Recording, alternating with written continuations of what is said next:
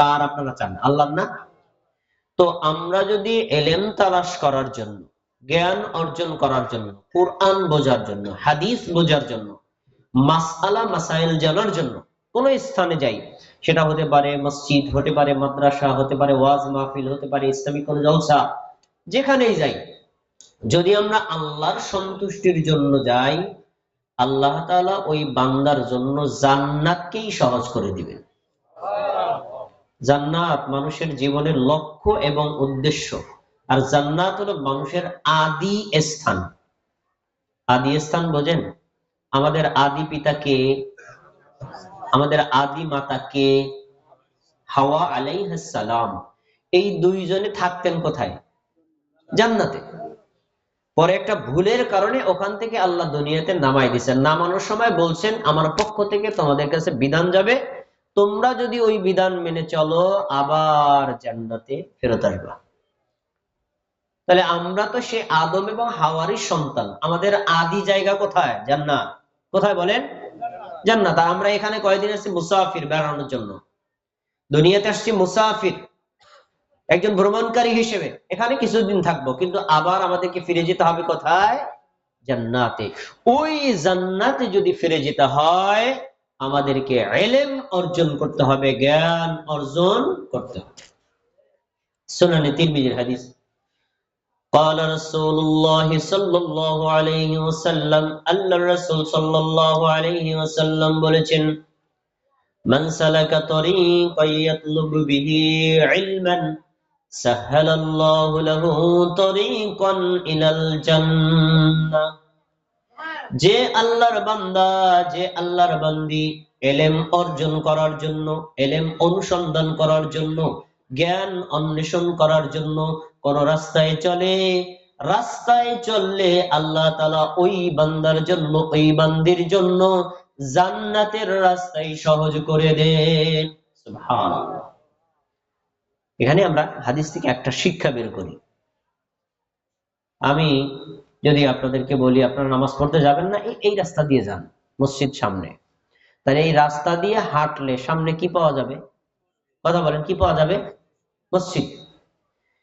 আল্লাহর রাসূল যেটা বললেন, কেউ যদি ইলম তালাশ করার জন্য বের হয়, ওই রাস্তাই আছে জান্নাত। আমরা কোথায় যেতে চাই? তাহলে আমরা যদি জান্নাতে যেতে চাই, জাহান্নাম থেকে বাঁচতে চাই, আমাদের প্রথম কাজ হবে ইলম অনুসন্ধান করা। ইলম এটা হলো আরবি শব্দ, বাংলায় জ্ঞান, বিদ্যা, বুদ্ধি, বিচক্ষণতা, পারদর্শিতা ইত্যাদি। এই ইলম অর্জন করার জন্য, জ্ঞান অর্জন করার জন্য যদি আপনি কোন রাস্তায় বের হয়ে যান, কোরআন জানার জন্য, হাদিস জানার জন্য, আজকের এই মাহফিলে যারা আলেম ওলামারা কোরআন হাদিসের কথাগুলো শুনবেন, বলবেন, এই কথাগুলো বোঝার জন্য যদি আপনি আপনার ঘর থেকে বের হয়ে যান, আল্লাহ আপনার জন্য জান্নাতের রাস্তাই সহজ করে দিবেন। তাহলে ইলমের রাস্তায় কি পাওয়া যায়? বলেন সবাই, কি পাওয়া যায়? আমরা কি চাই? জান্নাত। আল্লাহ রাব্বুল আলামিন বলেন, ইয়ারফাইল্লাহুল্লাযীনা আমানু মিনকুম ওয়াল্লাযীনা উতুল ইলমা দারাজাত। তোমাদের মধ্যে যারা ঈমানদার, তোমাদের মধ্যে যারা মুমিন, আল্লাহ তাআলা তোমাদের মান, তোমাদের মর্যাদা বেঈমানদের উপর বাড়িয়ে দিয়েছেন। সুবহানাল্লাহ। বেশি বাড়ায় না, বিরক্ত হয়ে যাবে। আল্লাহ তাআলা বেঈমানদের উপর ঈমানদারদের মর্যাদা বাড়াইছেন না কমাইছেন? বাড়িয়েছেন। আমরা কি ঈমানদার নাকি বেঈমান? বলেন, আমরা কি ঈমানদার না? ইয়ারফাইল্লাহুল্লাযীনা মিনকুম, তোমাদের মধ্যে যারা ঈমানদার, মানে আমরা ঈমানদার, আল্লাহ বেঈমানদের উপর আমাদের মান মর্যাদা বাড়ায় দিয়েছেন। সুবহানাল্লাহ। পৃথিবীতে হিন্দু আছে, বৌদ্ধ আছে, খ্রিস্টান আছে, নাস্তিক আছে, এরা হলো বেঈমান। এদের চাইতে ঈমানদার মুমিন মুসলিমদের মর্যাদা আল্লাহর কাছে কম না বেশি? এই একটা ধাপ পাওয়া গেল। পরের ধাপ, ওয়াল্লাযীনা উতুল ইলমা দারাজাত, তোমরা যারা মুমিন আছো, মুমিনদের মধ্য থেকে যারা জ্ঞান অর্জন করে, যারা ইলম অর্জন করে, যারা আহলুল ইলম, যারা আহলুল কোরআন, যারা আহলুল যিকির, যারা আহলুল হাদিস, যারা কোরআন পড়ে, যারা হাদিস পড়ে, যারা ইলম অর্জন করে, এদের মান মর্যাদা তোমাদের অন্যান্য ঈমানদারদের চাইতে অনেক অনেক বেশি। সুবহানাল্লাহ। তার এখান থেকে পাওয়া গেল মুমিন যারা, মুমিনদের মধ্যে দুই ভাগে ভাগ আল্লাহ করেছেন। এক ভাগ মুমিন হলো যারা জ্ঞান অর্জন করে না, যারা কোরআন পড়ে না, যারা হাদিস পড়ে না, কিন্তু আলেমদের থেকে শুনে আমল করে, এরাও ভালো। কিন্তু যারা বুঝে, কোরআন পড়ে, হাদিস পড়ে, কোরআন হাদিস অনুযায়ী আমল করে, নিজেরাও জানার চেষ্টা করে, অন্যদেরকে জানানোর চেষ্টা করে, এই জ্ঞানী লোকদের মর্যাদা সাধারণ মুমিনদের চাইতে আল্লাহ অনেক অনেক ধাপ বাড়িয়ে দিয়েছেন। সুবহানাল্লাহ। ইন্নামা ইয়াতাযাক্কারু উলুল আলবাব। আল্লাহ যে উদাহরণ দিয়েছেন, এগুলো থেকে আমাদের শেখার কিছু আছে না নাই? আছে। বুঝাইছেন যেহেতু জ্ঞানীদের মর্যাদা বেশি, তোমাদের জ্ঞানীদের তালিকায় থাকা উচিত। যদি কোনো ব্যক্তি কোরআনের ইলম পায়, হাদিসের ইলম পায়, ইসলামের জ্ঞান যার বুঝতে পারে, ইসলামী আকীদা যে বুঝতে পারে, ঈমান যে বুঝতে পারে, এই ব্যক্তির আল্লাহ তাআলার পক্ষ থেকে তাকে বহু বহু কল্যাণ দেওয়া হয়েছে। সুবহানাল্লাহ। আল্লাহ যদি কল্যাণ না দেয়, আপনি কোনোদিন এই জ্ঞান অর্জন করতে পারবেন না। আজকে আমরা যারা এখানে আসতে পেরেছি, কোরআনের কথা, হাদিসের কথা শুনবো আমরা, এটা সবার পক্ষে শোনা সম্ভব হবে না। তাদেরই সম্ভব হবে যাদের উপর আল্লাহ দয়া করেছেন। একটু কমাও, এই যে বাড়ি মারে, খেয়াল করে শুনুন। আল্লাহ তাআলা বলছেন, ইউতিল হিকমাতা মান ইয়াশা। আল্লাহ তাআলা যাকে ইচ্ছা তাকে ইলম দান করেন, তারে জ্ঞান দান করেন, বুঝ দান করেন। ওয়া মান ইউতিল হিকমাতা ফাকাদ উতিয়া খায়রান কাসীরা। তোমাদের মধ্যে যাদেরকে আল্লাহ কোরআনের জ্ঞান দান করেছেন, হাদিসের জ্ঞান দান করেছেন, ঈমানের জ্ঞান দান করেছেন, ইসলামের জ্ঞান দান করেছেন, ঈমান ভঙ্গের কারণগুলো জানাইছেন, ইসলাম ভঙ্গের কারণগুলো জানাইছেন, তাওহীদ এবং সুন্নাহ বোঝার তৌফিক দিয়েছেন, এই জ্ঞান আল্লাহ যাকে দিয়েছেন, আল্লাহ তাকে অনেক অনেক অনেক কল্যাণ দিয়েছেন। সুবহানাল্লাহ। জ্ঞান মানুষকে ক্ষতি করে না উপকার করে? জ্ঞান মানুষকে উপকার করে, কত দিক দিয়ে উপকার। যারা জ্ঞান অর্জন করে তারাই এটার বাস্তব বুঝতে পারে। আমি একটা ছোট্ট উদাহরণ দিই। আমার একজন প্রাথমিক বিদ্যালয়ের শিক্ষক ছিলেন, তিনি বলছেন তার শাশুড়ি তার বাড়িতে বেড়াইতে আসছে, তার সন্তানটা অসুস্থ, তাই সন্তানকে উনি ওই তাক থেকে নামাইয়া সিরাপ খাওয়াবে। ওইখানে আপনার ওই নাপা সিরাপ ছিল, আবার পাশে ছিল এক বোতল এন্ডিন ঔষধ। কোথায় দেয় এটা? জমিতে দেয় না? ঘাস মারার জন্য বা বিভিন্ন কীটনাশক করার জন্য, তাই না? দুইটা একসাথে রাখছে। আর ওনার শাশুড়ি ছিলেন মূর্খ মানুষ, উনি মনে করছেন দুইটাই তো সিরাপের বোতল, তো উনি ওই এন্ডিনের বোতলটাই না নামাইছে, তো এখন ওইটা খুলছে, ঢাইলা ওই শিশুরে খাওয়াবে। আপনারা বলেন তো, খাওয়ালে শিশুটা বাঁচবে না মারা যাবে?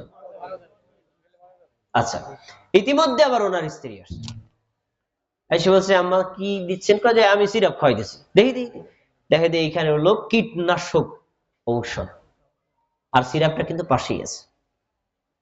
পরে বলছে না না না, এটা তো ঘাস মারা বিষ, এটা তো বিভিন্ন পোকা মারা বিষ, আপনি এটা ওর খাওয়াচ্ছেন, তো খেয়ে মারা যাবে।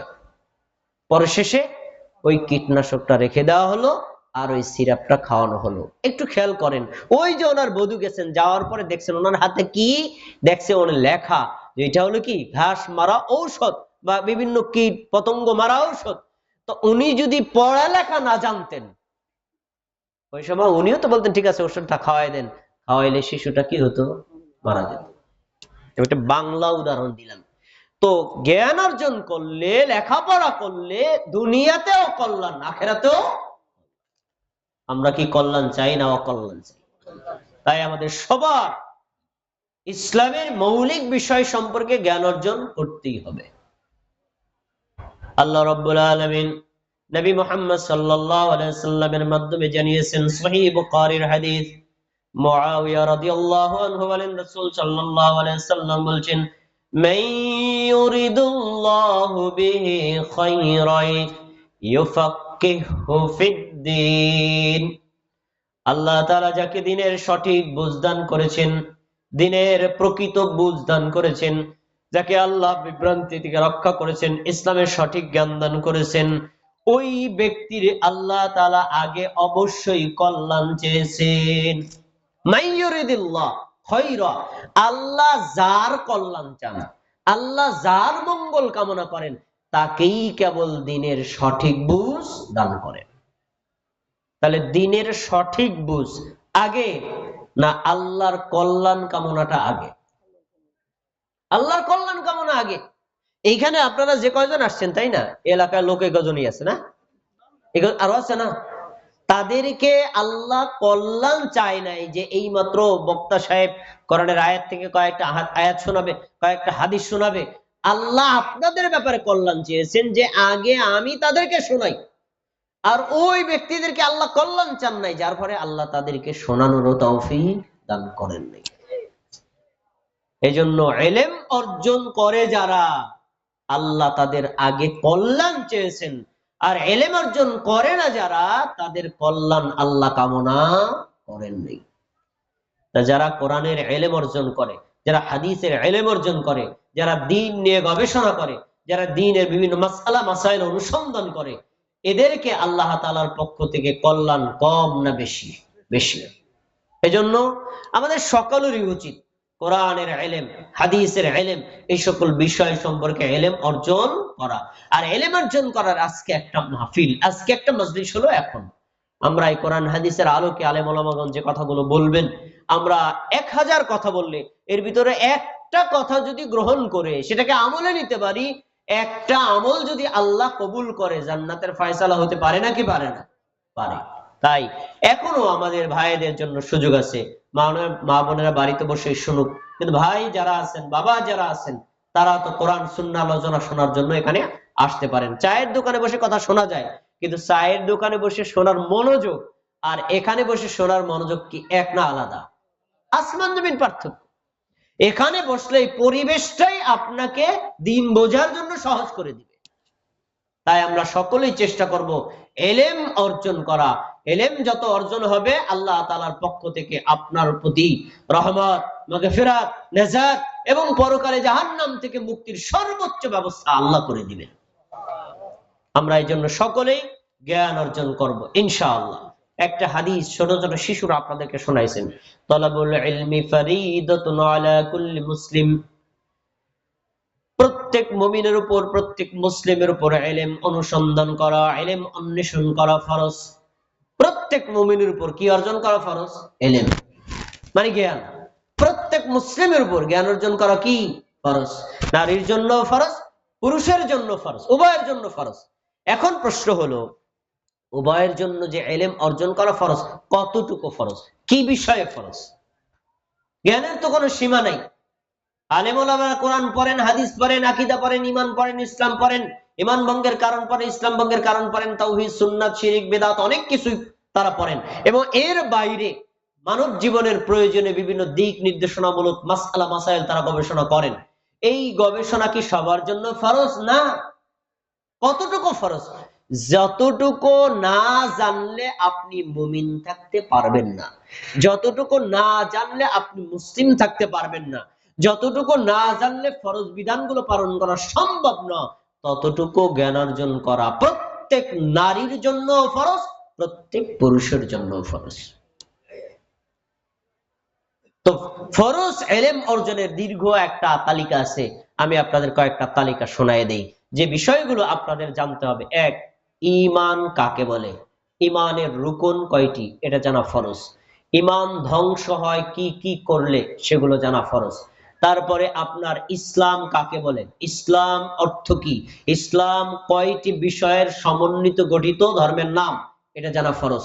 কি কি অপরাধ করলে ইসলাম থেকে মানুষ খারিজ হয়ে যায়, এ বিষয়ে জ্ঞান অর্জন করা ফরজ।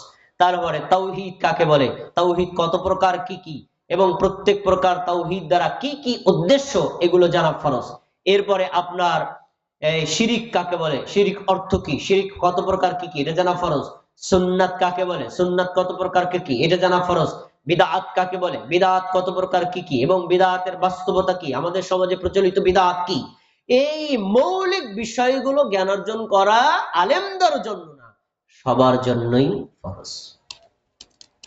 এই বিষয়গুলো যদি আপনি না জানেন, তাহলে আপনি আপনার অজান্তে এমন একটা শিরিক করবেন, আপনার ঈমান আমল সবই শেষ। এমন একটা বিদআত করবেন যে বিদআতে আকীদার কারণে, বিদআতে আমলের কারণে আপনার আমল সব বরবাদ হয়ে যাবে। এই বিষয়গুলো সম্পর্কে আমাদের জানা দরকার আছে না নাই?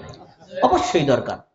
এখন আপনি যখন ঈমান সম্পর্কে জানবেন, ইসলাম সম্পর্কে জানবেন, তখন দেখবেন ইসলামের সংজ্ঞা এসে যাবে। ইসলাম অর্থ কি? আত্মসমর্পণ করা। ইসলাম কাকে বলে?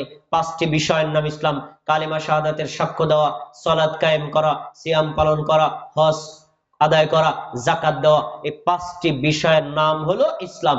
তারপরে কালিমা শাহাদাতের 2টা পার্ট, একটা হলো কালিমা আশহাদু আল্লা ইলাহা ইল্লাল্লাহ মানে তাওহীদের সাক্ষ্য, ওয়া আশহাদু আন্না মুহাম্মাদার রাসূলুল্লাহ মানে রিসালাতের সাক্ষ্য। তাওহীদুল রুবুবিয়্যাহ দ্বারা উদ্দেশ্য কি, তাওহীদুল উলুহিয়্যাহ দ্বারা উদ্দেশ্য কি, তাওহীদুল আসমা ওয়া সিফাত দ্বারা উদ্দেশ্য কি, এগুলো আপনাকে জানতে হবে। এরপরে আপনাকে বলা হয়েছে মুহাম্মদ সাল্লাল্লাহু আলাইহি ওয়াসাল্লাম আল্লাহর বান্দা এবং রাসূলের স্বীকৃতি দিতে হবে। তাহলে বোঝা যায় আপনার সালাত, আপনার সিয়াম, আপনার হজ, আপনার যাকাত, সব আমলগুলো নবী মুহাম্মদ সাল্লাল্লাহু আলাইহি ওয়াসাল্লামের তরিকায় করতে হবে। এবং নবী মুহাম্মদ সাল্লাল্লাহু আলাইহি ওয়াসাল্লামের জীবনী যে বিষয়গুলো রয়েছে, এগুলোকে আপনাকে ঈমান আনতে হবে, এগুলো আপনার জন্য ফরজ। আপনি যখন তাওহীদের উপর ঈমান আনলেন, রিসালাতের উপর ঈমান আনলেন, এরপরেই আপনার উপর সালাত কায়েম করা মানে নামাজ পড়া ফরজ। যখনই আপনি নামাজ ফরজ স্টেপে চলে যাবেন, তখন দৈনিক নামাজ কত রাকাত, কোন রাকাতে কি কি সূরা লাগে, কোন কোন দোয়া জানা লাগে, এবং কিভাবে সালাত আদায় করবেন, এই বিষয়গুলো আপনার জানা ফরজ। না জানলে আপনি আমল করতে পারবেন না। সব বিষয় আলেমদের উপর হস্তান্তর করা যাবে না। যে বিষয়গুলো আপনাকে জানতেই হবে, এগুলো অবশ্যই নিজে জ্ঞানার্জন করতে হবে। কিন্তু কষ্টের কথা শুনবেন।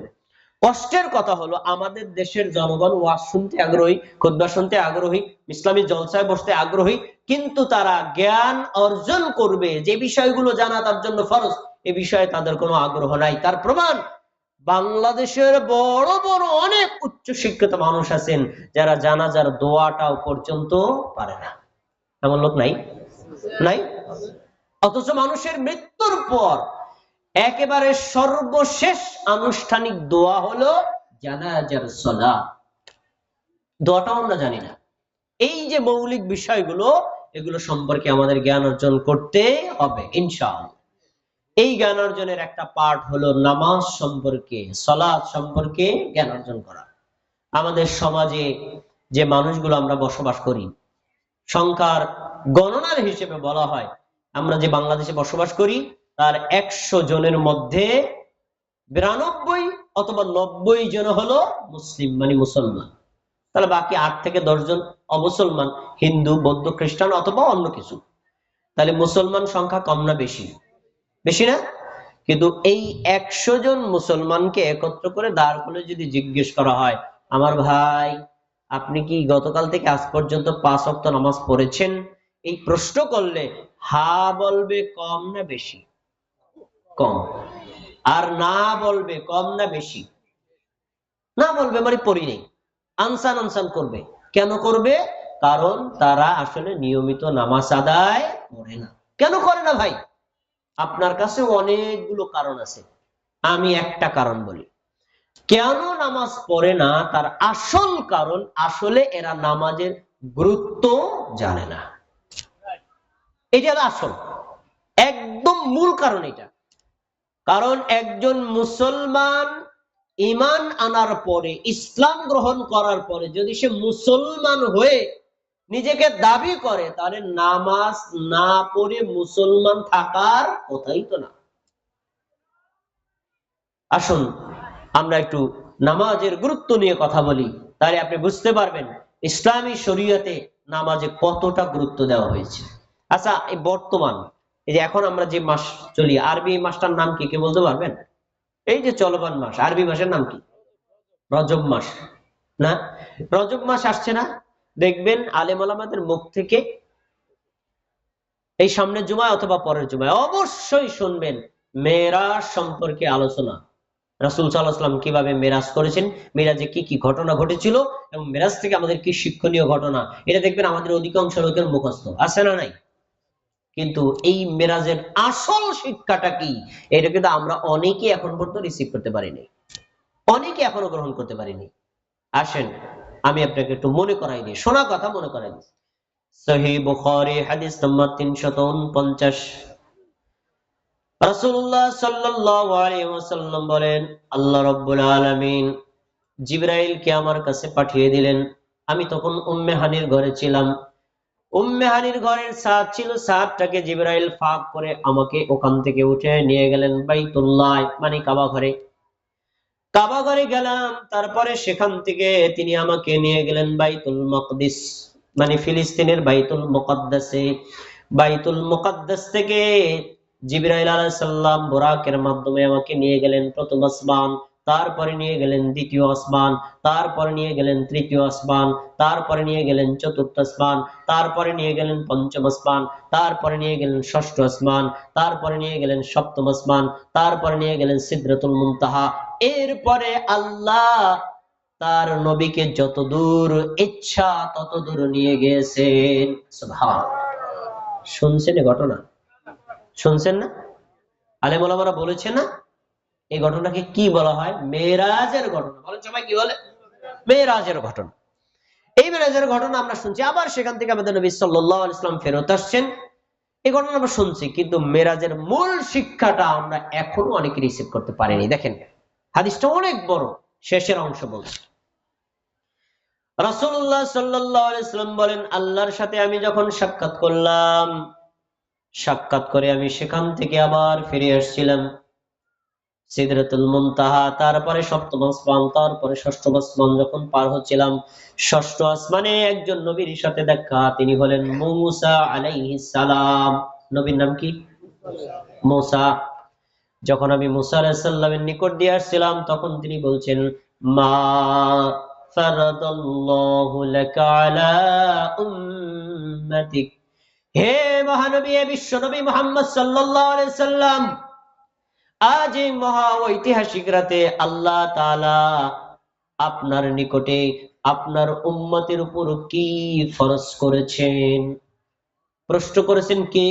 মূসা। খেয়াল করে শুনতে হবে, কে? কার কাছে? আমাদের নবীর কাছে। কার কাছে?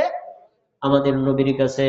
আমাদের নবী সাল্লাল্লাহু আলাইহি সাল্লাম বলেন, ফারাদাল্লাহু আলাইয়া ফারাদাল্লাহু আলাইয়া 50 সালাতান, আজকের এই মহা ঐতিহাসিক রাতে আল্লাহ তাআলা আমার নিকটে আমার উম্মতের জন্য দিবারাইতি 24 ঘন্টায় 50 ওয়াক্ত নামাজ ফরজ করে দিয়েছেন।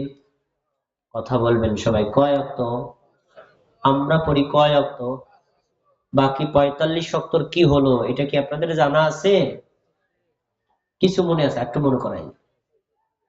মূসা আলাইহিস সালাম বললেন, ফারজি ইলা রাব্বিক ফাইন্না উম্মাতাকা লা তুতিকু যালিক, এখনই আপনি আপনার রবের কাছে ফেরত যান, আল্লাহর কাছে ফেরত যান। আপনার উম্মত দৈনিক 24 ঘন্টায় 50 ওয়াক্ত নামাজ পড়তে পারবে না। আমাদের নবী সাল্লাল্লাহু আলাইহি সাল্লাম মূসা আলাইহিস সালামের কথা শোনার পরে আল্লাহর কাছে চলে গেলেন। আল্লাহর কাছে গিয়ে বললেন, আল্লাহ আমার উম্মতের জন্য বিধানটাকে সহজ করে দেন। আল্লাহ ওইখান থেকে 5 ওয়াক্ত কমিয়ে দিলেন। 50 থেকে 5 গেলে থাকে কত? 45 ওয়াক্ত। এইভাবে আমাদের মূসা আলাইহিস সালামের কাছে যখন আমাদের নবী আসলেন, মূসা আলাইহিস সালামকে আবার পাঠালেন। এইভাবে 9 বার পাঠিয়েছেন। 9 দিয়ে 5 রে গুণ দেন। এই পিছনে শোনেন না সবাই। 9 দিয়ে 5 রে গুণ দিলে কত হয়? 45 ওয়াক্ত কমে গেল। 5 ওয়াক্তের বিধান নিয়ে যখন আসছিলেন, তখন মূসা আলাইহিস সালাম জিজ্ঞেস করলেন, কি আছে? তখন তিনি বললেন, 5 ওয়াক্তের বিধান আছে। এই কথা শোনার পরে তিনি বলছেন, আবারও যান, এটাও পারবে না, এটাও কমায় আনেন। 5 ওয়াক্তও পারবে না, আরো কমায় আনেন। কারণ আপনার উম্মত গোসল করবে, পেশাব করবে, পায়খানা করবে, খাবার খাবে, ব্যবসা বাণিজ্য করবে, রিজিকের সন্ধানে যাবে, জমিতে যাবে, এত ওয়াক্ত নামাজ কেমনে পড়বে? আপনি যে কমায় আনেন। আলেম ওলামারা হাদিসটা আপনাদেরকে বলেছেন। আমি এই কথাটা কেন বলছি? এখান থেকে একটা শিক্ষা আছে, যে শিক্ষা আমরা কেউ গ্রহণ করতে পারি নাই।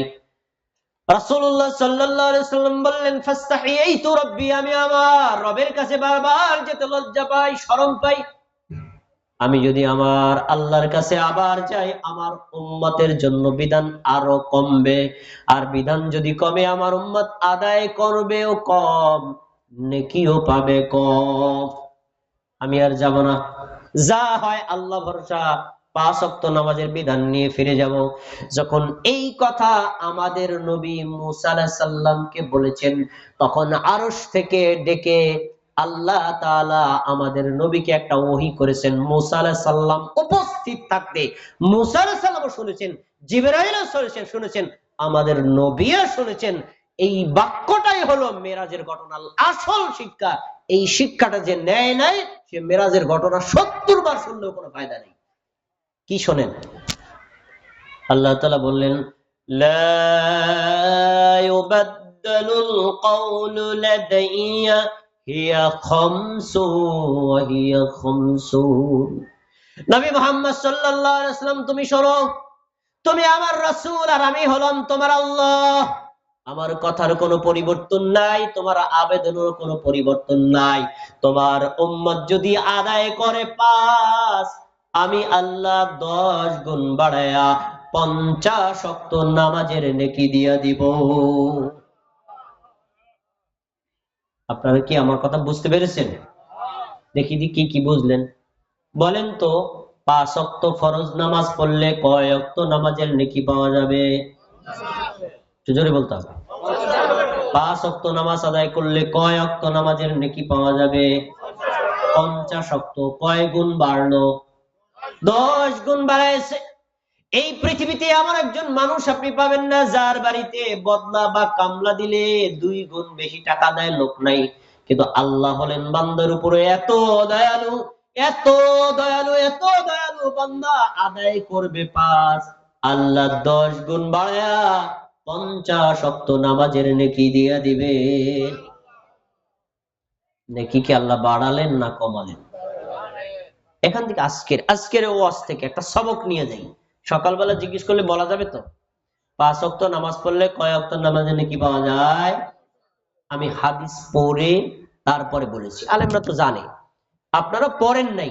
আমার আত্মবিশ্বাস, আপনাদের আত্মবিশ্বাসের মধ্যে একটু ঘাটতি আছে, আপনারা শুনেছেন, কিন্তু আমি শতভাগ বিশ্বাসী এই হাদিস বিশ্বাসের সাথে কোন নারী আর কোন পুরুষ যদি শোনে, তাহলে সে আর নামাজ ছেড়ে দেওয়ার কথা না। কিন্তু হাদিসের জায়গায় হাদিস আছে, কেউ তো আমল করে না। আচ্ছা, এখান থেকে আরো কয়েকটা শিক্ষা নেই। আল্লাহ নবী সাল্লাল্লাহু আলাইহি সাল্লামের নিকটে ইসলামের যত বিধান, সবগুলো বিধান আল্লাহ জিবরাইলকে পাঠিয়ে দিয়েছেন, যাও গিয়ে নবীকে গিয়ে শোনায় আসো, আয়াত শোনাও, বুঝাই দিয়ে আসো। হ্যাঁ, সবাই কি আমার কথা শুনতেছে? কাকে পাঠাইছেন? কার কাছে? তাহলে বিধানটা আয়সা পৌঁছাইলে কোথায়? জমিনে। কোথায়? জমিনে। আসছে কোথা থেকে? আরশ থেকে। খেয়াল করে শুনবেন। কিন্তু একটা বিধান আছে, যেই বিধানটা আল্লাহ তাআলা জিবরাইলের মাধ্যমে জমিনে পাঠান নাই, উল্টা করছেন। উল্টা কি?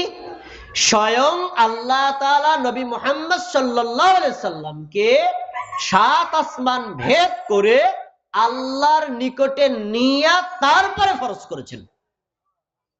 তাহলে অন্যান্য বিধান আর নামাজের বিধান কোনটার গুরুত্ব বেশি? কোনটার গুরুত্ব বেশি? আমাদের দেশের লোক অনেকে দেখবেন জাকাতে কাপড় চোপড় দেয় না, কিন্তু আসলে কাপড় চোপড় দেওয়া উচিত না, টাকা দেওয়া উচিত। তা জাকাতের কাপড় চোপড় বাড়িতে বাড়িতে পৌঁছাই দিয়েছে একটা জিনিস, আর তার এক আত্মীয় আছে, তাকে ডাইকা আনছে, ভাই আমাদের বাড়িতে বেড়াইতে আসেন, আসলো, তারপরে তাকে একটা কাপড় দিল, বাড়িতে এনে তারপরে দিল। ভাই, দুইটার মধ্যে পার্থক্য আছে না নাই? আছে না পার্থক্য? ইসলামী বিধান অনুযায়ী আমরা সবাইকে সব বিধান মূল্যায়ন করি, কিন্তু খেয়াল করেন প্রত্যেকটা বিধান আল্লাহ জিবরাইলকে বলছে যাও নবীকে শুনে আসো, আর সালাতের ব্যাপারে বলছে নবীকে নিয়ে আসো, তুমি না, আমি ফরজ করব। তাহলে কি নামাজের গুরুত্ব কম না বেশি? আচ্ছা, এখান থেকে আরো শিক্ষা নেন। মেরাজের রাতে আল্লাহ তাআলা নবী মুহাম্মদ সাল্লাল্লাহু আলাইহি সাল্লামের উপর নফল নামাজ ফরজ করেছেন না ফরজ নামাজ ফরজ করেছেন? কি ফরজ করেছেন? ফরজ নামাজ। তাহলে মেরাজের আসল শিক্ষা হলো ফরজ নামাজ আদায় করা। আমাদের সমাজে দেখা যায় মেরাজ উপলক্ষে বিভিন্ন মসজিদে খিচুড়ির আয়োজন, জিয়াফাতের আয়োজন, খাবারের আয়োজন, মিষ্টির আয়োজন, দোয়ার আয়োজন, মুনাজাতের আয়োজন, হুজুরের বয়ান বক্তব্য, অনেক কিছু। বয়ান বক্তব্য শুনে খিচুড়ি খাইলেন, বা এসা নামাজ পড়ছেন, কাই পড়ি নাই। উনি কি মেরাজের আসল শিক্ষা পাইছে? পায় নাই। আল্লাহ করেছেন ফরজ নামাজ ফরজ। তো যে লোকটা প্রতিদিন 5 ওয়াক্ত ফরজ নামাজ আদায় করবে, সে যদি মেরাজের রাতে কোনোদিন ওয়াজ নাও শুনে, ওখানে যদি নাও বসে, তাহলে সে আসল শিক্ষা গ্রহণ করলো। আর এই লোকটা যদি ফরজ নামাজ আদায় না করে আর মেরাজের সারা রাতে সে নফল ইবাদত করে, মেরাজের আসল শিক্ষাই পাইল না। আপনারা কি আমার কথা বুঝতে পেরেছেন? এবার আরেকটু আগান। রাসূল সাল্লাল্লাহু আলাইহি ওয়াসাল্লামকে আল্লাহ তাআলা নিয়েছিলেন প্রথম আসমান থেকে বের করে 7 আসমানের উপরে। কার কাছে নিয়েছিলেন বলতে পারেন? কার কাছে নিয়েছিলেন? আল্লাহর কাছে। তাহলে এখান থেকে আমরা একটা শিক্ষা পাই, আল্লাহ রাব্বুল আলামিন হলেন আরশ ইস্তাওয়া, আরশের উপরে। আল্লাহ কোথায় আছেন? আরশের উপরে। আল্লাহ তাআলা সব জায়গাতে যদি থাকেন, তার নবী যেখানে ছিলেন সেখানেও তো আল্লাহ আছেন, তাহলে তাকে কেন নিলেন? উত্তর, আসলে আল্লাহ আছেন আরশের উপরে সত্যগতভাবে, কিন্তু আল্লাহর জ্ঞান, আল্লাহর পাওয়ার, আল্লাহর ক্ষমতা, আল্লাহর বিচক্ষণতা প্রত্যেকটা জায়গায় বিদ্যমান। এমনকি আটলান্টিক মহাসাগরের লক্ষ লক্ষ মাইল নিচে একটা কীট পতঙ্গ যদি খায়াও থাকে, না খায়াও থাকে, খোঁজ খবর জানে কে? সবাই কথা বলে না, জানে কে? তিনি হলেন আমাদের আল্লাহ। আমরা তাহলে সালাতের একটা ফজিলাত নেই। 5 ওয়াক্ত ফরজ নামাজ পড়লে কয় ওয়াক্ত নামাজের নেকি পাওয়া যাবে? 1। এবার আসুন, কেউ যদি 5 ওয়াক্ত ফরজ নামাজ আদায় করে, আল্লাহ রাব্বুল আলামিন ওই ব্যক্তির জন্য জান্নাতের ফয়সালা করে দিবেন। জান্নাতের মধ্যে কিন্তু ভাগ আছে 8টা স্তর। তার ভিতরে সবচেয়ে উত্তম স্তরের নাম হলো জান্নাতুল ফিরদাউস। উত্তম স্তরের নাম কি? টপ লিস্টের সুপ্রিম পাওয়ারের জান্নাত, যেটা আরশের নিচেই অবস্থিত। এই জান্নাত আল্লাহ তাদেরকে দিবেন যারা নামাজের হেফাজত। দলিল সূরাতুল মুমিনুন 9, 10 এবং 11 নম্বর আয়াত। আল্লাহ তাআলা বলেন, ওয়াল্লাযীনা হুম আলা সালাওয়াতিহিম ইউহাফিজুন। যে সকল নারী, যে সকল পুরুষ, সে যদি মুমিন হয়, সে যদি মুসলিম হয়, কোন মুমিন নারী পুরুষ যদি 5 ওয়াক্ত সালাতের হেফাজত করে, এটা তার গুণ। এরপরে শোনেন, যদি এই গুণ সে অর্জন করে, উলাইকা হুমুল ওয়ারিসুন, তারাই হলো ওয়ারিস। আমি আরবি শব্দটাই বললাম, বাংলায় উত্তরাধিকারী। একটু বলেন তো, তারাই হলে মানে কি? ওয়ারিস, উত্তরাধিকারী। আমরা ওয়ারিস শব্দটা বুঝি, আমি মারা গেলে আমার সন্তান আমার সম্পদের ওয়ারিস হয়, মানে সম্পদের মালিক হয়, এটা বললেন। যারা নামাজের হেফাজত করে তারা হলো ওয়ারিস। এবার 11 নম্বর আয়াত আল্লাহ বলছেন, আল্লাযীনা ইয়ারিসুনাল ফিরদাউস হুম ফিহা খালিদুন। যারা 5 ওয়াক্ত ফরজ নামাজের হেফাজত করে, আল্লাহ তাআলা তাদেরকে জান্নাতুল ফিরদাউসের ওয়ারিস বানায়া দিয়েছেন। কোন জান্নাতের ওয়ারিস? কথা বলেন সবাই। জান্নাতুল নামটা সবাই বলেন না, নামটা মুখস্থ রাখা দরকার। জান্নাতুল ফিরদাউস বলেন, আলাহা, এটা হলো টপ লিস্টের জান্নাত, এর উপরেই হলো আল্লাহর আরশ। তাহলে এই জান্নাতের মান, মর্যাদা, নিয়ামত কম না বেশি? তো আল্লাহ বলছেন, নামাজের হেফাজত করে যারা, জান্নাতুল ফিরদাউসের উত্তরাধিকারী হলো তারা। কোরআনের আয়াত। সন্দেহ আছে ভাই? সন্দেহ নেই। এখন প্রশ্ন থাকতে পারে, কয় দিনের জন্য আল্লাহ জান্নাত দিবে? পরে বলছেন, হুম ফিহা খালিদুন। যে সকল মুমিন নারী পুরুষরা নামাজের হেফাজত করবে, নামাজ আদায় করবে, আল্লাহ তাআলা তাদেরকে জান্নাতুল ফেরদাউস দিবেন। একদিনের জন্য না, চিরদিনের জন্য তারা অমর হয়ে জান্নাতে থাকবে। সুবহানাল্লাহ। আমরা জান্নাত চাই নাকি চাই না? তাহলে নামাজের হেফাজত করতে হবে, মানে নামাজ আদায় করতে হবে। সুনানে আবু দাউদ 430 নম্বর হাদিসটা খুলে দেখেন। قال أبو قتادة رضي الله تعالى عنه قال رسول الله صلى الله عليه وسلم আবু কতাদা রাদিয়াল্লাহু আনহু বলেন রাসূল সাল্লাল্লাহু আলাইহি ওয়াসাল্লাম বলেছেন ইন্নী ফারাদতু আলা উম্মাতিকা খামসা সালাওয়াত। আল্লাহ বলেছেন নিশ্চয়ই আমি তোমার উম্মতের উপর দিবারাত্রি 24 ঘন্টায় 5 ওয়াক্ত নামাজ ফরজ করেছি। নামাজ ফরজ করেছেন কে? হুজুরে, আলেমে, মুফতি মাওলানারা, সাহাবীরা, নবীরা।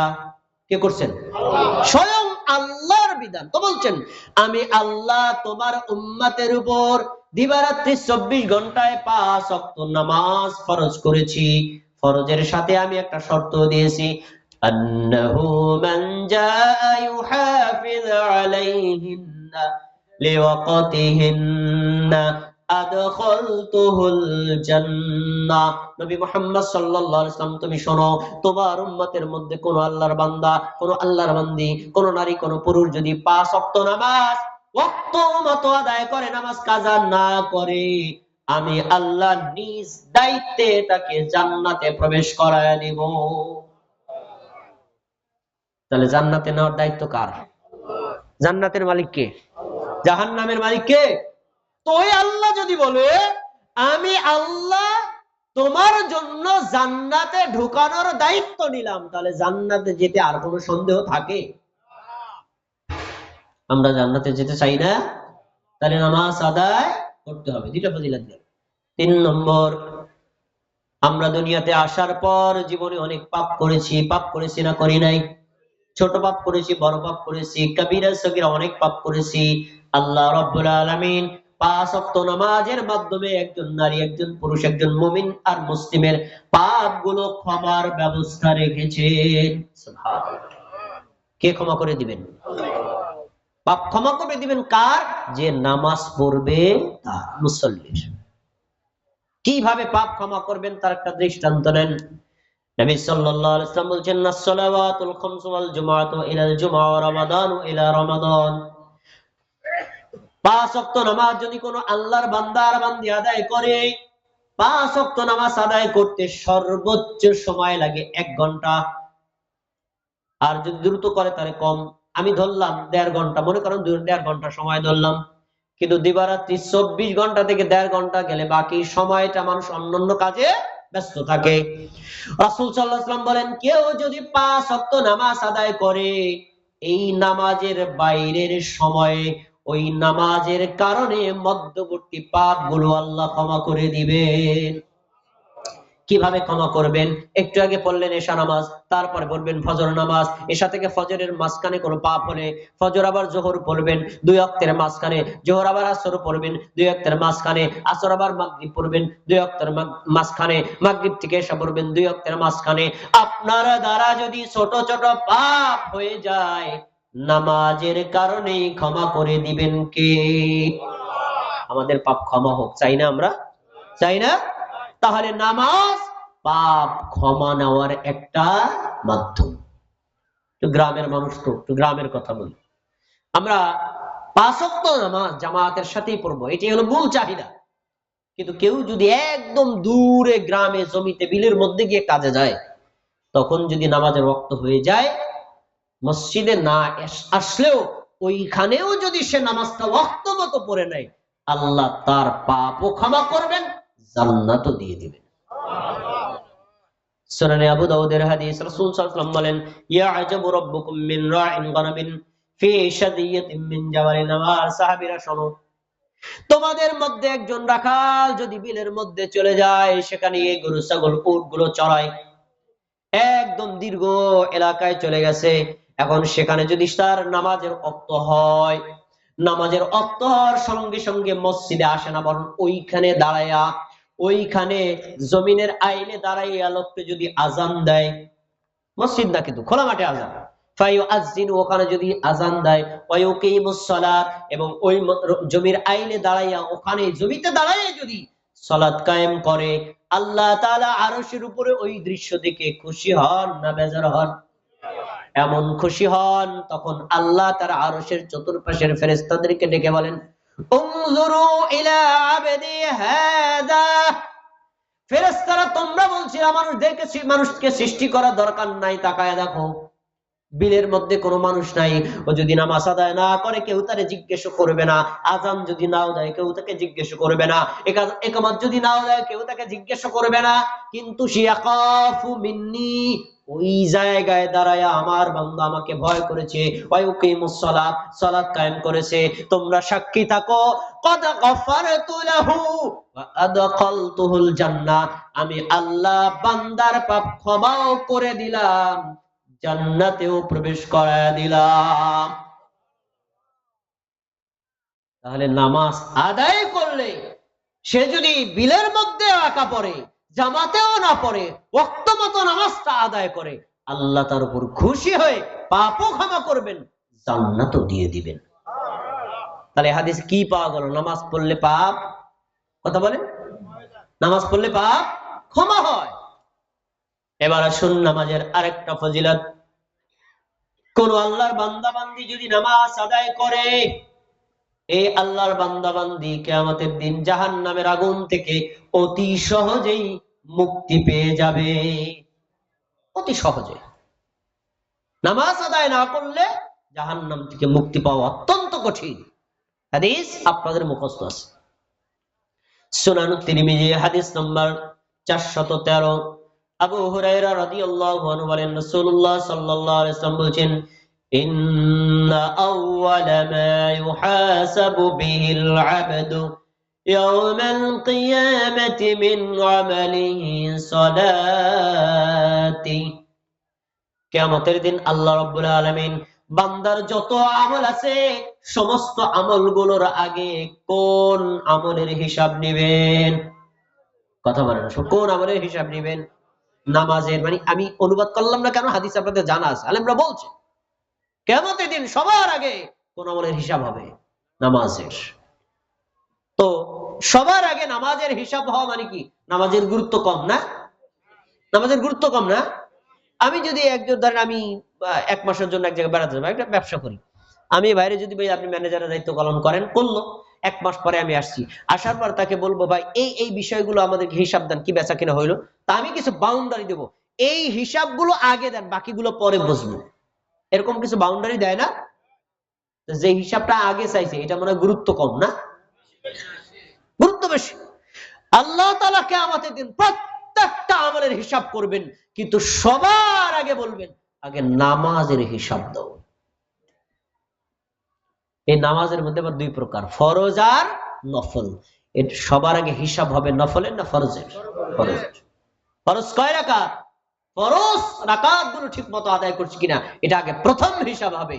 রাসূল সাল্লাল্লাহু আলাইহি ওয়াসাল্লাম বলেন, ফা ইন সালাহাত ফাকাদ আফলাহা ওয়া আনজাহা, কোন আল্লাহর বান্দা বান্দি যদি যোহরে 4 রাকাত, আসরে 4 রাকাত, মাগরিবে 3 রাকাত, ইশায়ে 4 রাকাত, ফজরে 2 রাকাত, এই 17 রাকাত সালাত ঠিকমতো আদায় করে, 17 রাকাতের হিসাব যদি ঠিকমতো দিতে পারে, আল্লাহর রাসূল বলেন কদ আফলাহা ওয়া আনজাহা, এই আল্লাহর বান্দা কিয়ামতের দিন সফল হবে, মানে জান্নাত পাবে, আর এই আল্লাহর বান্দা জাহান্নাম থেকে মুক্তি পেয়ে যাবে।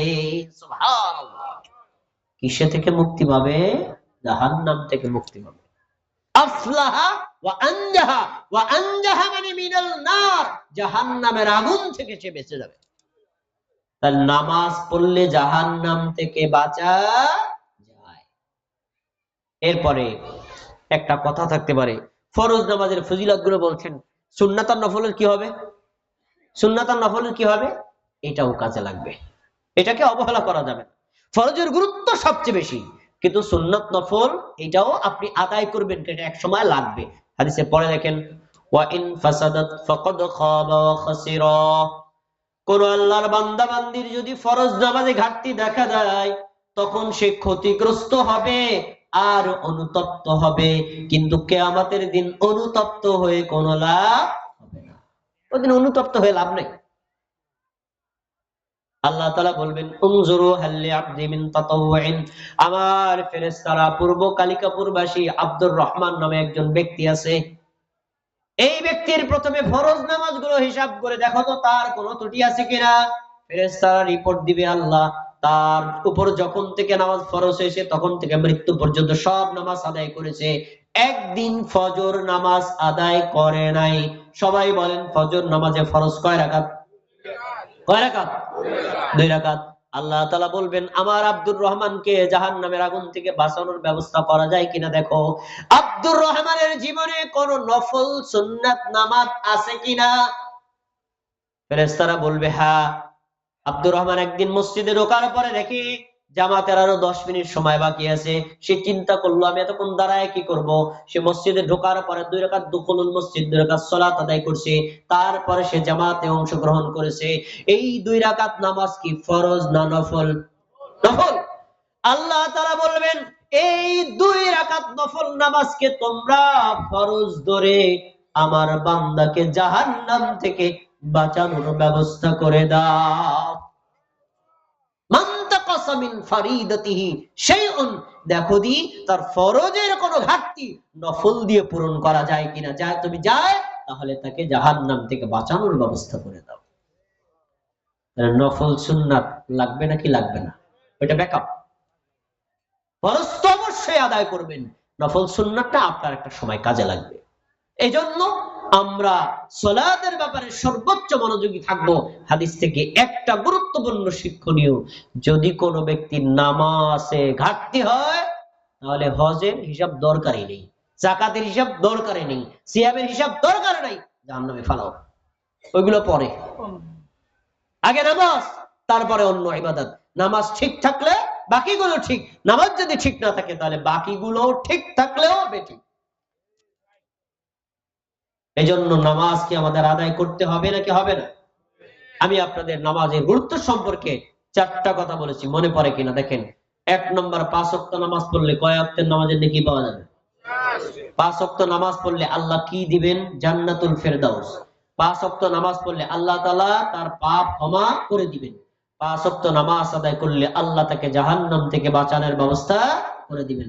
আমাকে একটা উত্তর বলেন তো, কেউ কারো যদি 4টা জিনিস হয়, 4টা জিনিস, 1 5 ওয়াক্ত নামাজ আদায় করলে 50 ওয়াক্তের নেকি, 5 ওয়াক্ত নামাজ আদায় করলে জান্নাতুল ফেরদাউস, 5 ওয়াক্ত নামাজ আদায় করলে জাহান্নাম থেকে মুক্তি, 5 ওয়াক্ত নামাজ আদায় করলে পাপগুলো ক্ষমা, এরপরে আর লাগে কি?